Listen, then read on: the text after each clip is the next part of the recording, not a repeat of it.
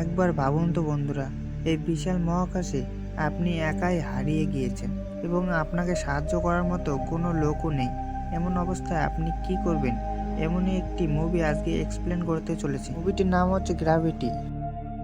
Movie শুরুতেই আমরা কিছু ক্রু মেম্বারদের দেখতে পাই, যারা তাদের স্পেস শাটলের কিছু খারাপ হওয়া অংশকে ঠিক করছিল এবং কিছু ক্রু মেম্বার স্পেসের মধ্যে আনন্দ মজা করছিল।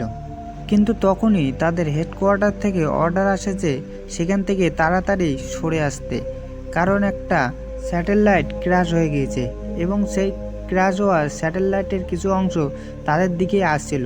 এটা বলতে বলতে একটা স্যাটেলাইটের অংশ তাদের সামনে দিয়ে চলে যায় এবং তারা তখন তাড়াতাড়ি সেখান থেকে সরে আসতে চেষ্টা করতে থাকে এবং কিছুক্ষণ পরে সেখানে সেই স্যাটেলাইটের টুকরোগুলো এসে ধাক্কা লাগতে শুরু করে এবং তাদের স্পেস শাটলটি ভেঙে চুরমার হয়ে যায় এবং রায়ান নামে এই মেয়েটি সেই ভয়ঙ্কর দুর্ঘটনায় স্পেস শাটল থেকে অনেক দূরে চলে যায় এবং সে স্পেসে গিয়ে ঘুরতে থাকে এবং সে চারিদিকে শুধু অন্ধকারই দেখছিল। এমন সময় তার অক্সিজেন কমতে থাকে এবং তার শ্বাসকষ্ট হতে থাকে।